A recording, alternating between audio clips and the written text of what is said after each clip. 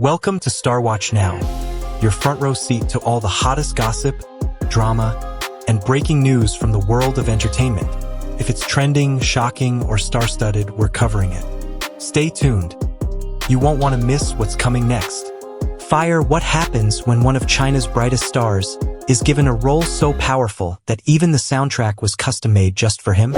Today, we uncover the story that has shaken both the film industry and millions of viewers worldwide. Welcome to Starwatch Now, your trusted source for the most captivating stories in Asian entertainment. Don't blink, because today's feature might you.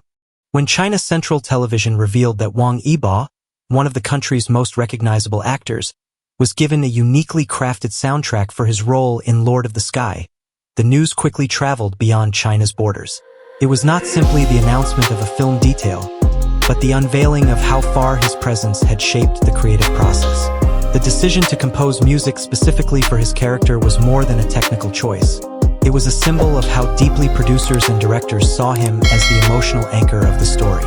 For audiences, this detail suggested that every scene featuring Wong Iba was designed to resonate more powerfully, each note of music carefully echoing the subtleties of his performance. It positioned him not just as an actor among many, but as the beating heart of the production. This revelation stirred a wide range of emotions. Fans felt an immediate sense of pride, seeing their idol honored in such an extraordinary way. To them, the custom soundtrack was a recognition of his years of dedication and the quiet determination that had carried him from dancer to actor, and now to a figure capable of holding a historical tribute film on his shoulders. Yet others, particularly critics, found themselves questioning the meaning of such special treatment. Was this decision a reflection of artistic vision, or did it reveal the growing influence of celebrity culture and the economics of fandom? When 3 of Wong Iba's films were re-released in rapid succession, the debate became louder. For some, this was evidence of a respectful cultural commemoration. For others, it looked dangerously close to the commercialization of memory. Still, beyond the arguments, there is an undeniable truth. Wang Yibo's rise embodies the story of persistence and transformation. His presence in a commemorative film reminds viewers that history can be told through many voices, and sometimes a popular figure can bridge the distance between the solemnity of the past and the curiosity of the present. The specially designed music becomes more than a soundtrack. It becomes a metaphor for how art and personality intertwine to create something unforgettable. Whether one chooses to view it as inspiration or as marketing, the fact remains that Wang Yibo's role in Lord of the Sky has become a cultural moment, sparking both admiration and reflection on what it means when art, history, and celebrity converge. For Wang Yibo's devoted fans, the revelation that his role in Lord of the Sky was accompanied by a soundtrack designed especially for him was not simply a piece of film trivia.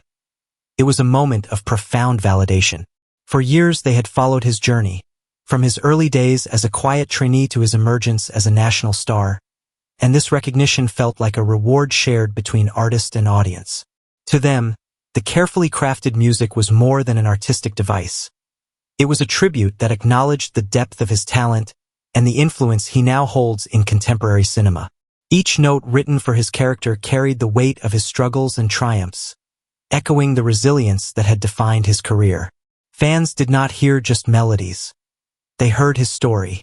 The pride they felt extended beyond admiration for his professional success, touched something deeply personal.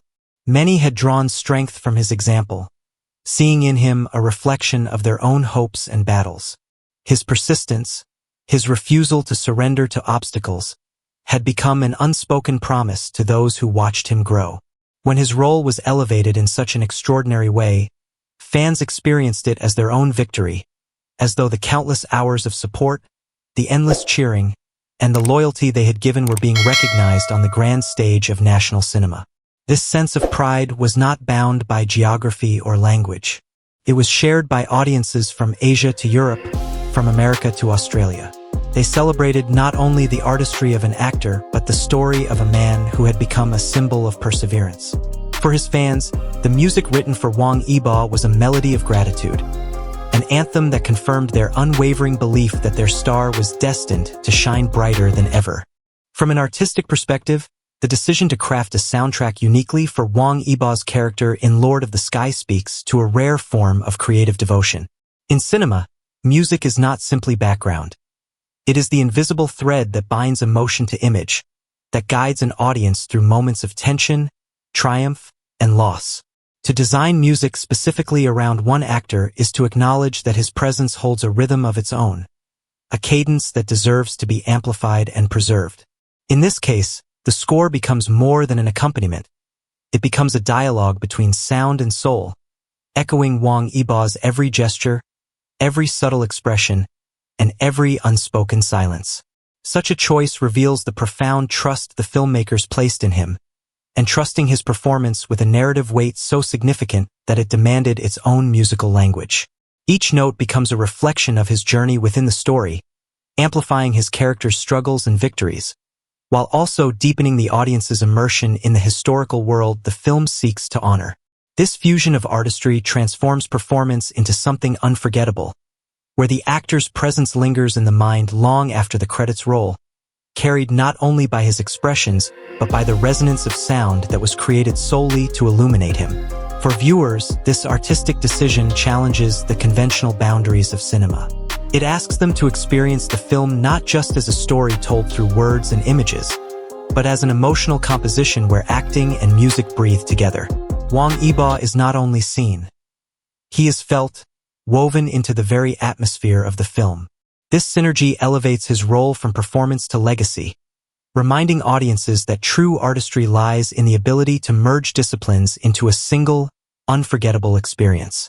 The re-release of Lord of the Sky, following so closely after other films led by Wang Yibo, has ignited a debate that reaches beyond cinema itself and into the heart of cultural memory. On one side, there are those who believe that such films carry the solemn responsibility of commemoration, a way of reminding new generations of sacrifices made in the past. They see the inclusion of a popular figure like Wong Iba not as a compromise but as a bridge, drawing younger audiences into stories that might otherwise remain distant. For them, the act of revisiting these films is a noble effort, an attempt to breathe life into history through the charisma of a contemporary star. Yet, on the other side, voices of concern grow louder. To them, the speed with which these works are brought back to theaters feels less like cultural duty and more like commercial strategy. They question whether history is being honored or merely packaged and resold under the glow of celebrity influence. The risk, they argue, is that the meaning of commemoration could be diluted, transformed into a spectacle where ticket sales and merchandise overshadow reflection and respect. This tension highlights a deeper unease about how art and memory are shaped in an age driven by fandom and market demand. The truth may lie somewhere in between. While commercial forces are undeniable, so too is the genuine impact that films like these can have when they reach wide audiences. The debate is not only about Wong Iba's prominence, but about the fragile balance between remembering history with integrity and navigating the realities of entertainment economies. In the end, the question remains unresolved. Is this resurgence of commemorative cinema an act of reverence, or has the line between tribute and trade grown irretrievably blurred? What began as a national discussion within China has quickly unfolded into a global conversation, showing how the story of Wang Yibo and Lord of the Sky transcends cultural and geographical boundaries. Audiences in the United States, South Korea, Japan, Southeast Asia, and across Europe have engaged with the film not only as entertainment but as a window into how contemporary stardom intersects with historical remembrance. For many international viewers, the phenomenon is fascinating. Here is a film tied to solemn commemoration, yet it is propelled forward by the magnetic influence of a young celebrity whose name alone can fill theaters. This duality has prompted reflection on how modern media, no matter the country, must constantly negotiate between sincerity and spectacle. In places far removed from the events being commemorated, the debates still resonate because they mirror questions every society faces. How should history be remembered, and who has the power to shape that memory? The use of a globally recognized star like Wang Yibo demonstrates how cinema can extend its reach, connecting diverse audiences to themes of sacrifice and resilience that might otherwise feel distant. At the same time, it raises concerns familiar to anyone who consumes global entertainment.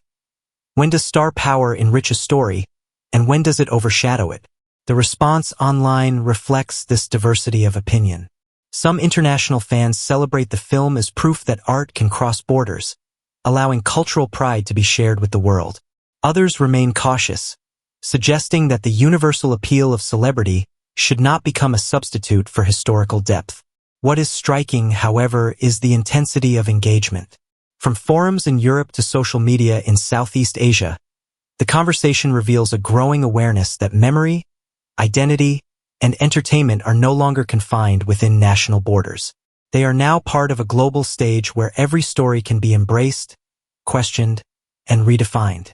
Still, there is something undeniably inspiring about Wang Yibo's journey. From a young performer to a figure who now carries entire films on his shoulders, his story resonates with anyone chasing a dream. Imagine facing setbacks, yet still rising, stronger and brighter. That's why fans say, when Wang Yibo refuses to give up, neither can we. His persistence is not just entertainment, it's motivation. At the heart of this discussion lies a powerful truth. A tribute should be more than just a marketing strategy. It should carry sincerity, respect, and inspiration. Whether you see Wang Yibo's re-released films as commercial plays or heartfelt commemorations, one thing is undeniable. His influence continues to touch millions of lives. Speech Balloon, what do you think? Is this a celebration of talent or a risky game of overexposure? Share your thoughts in the comments below. We'd love to hear your perspective. If you enjoyed today's story, don't forget to like this video, subscribe, and hit the notification bell so you never miss the latest updates from Starwatch Now. Folded hands, thank you for watching, and remember, every star has a story, and we're here to tell it. See you in the next video.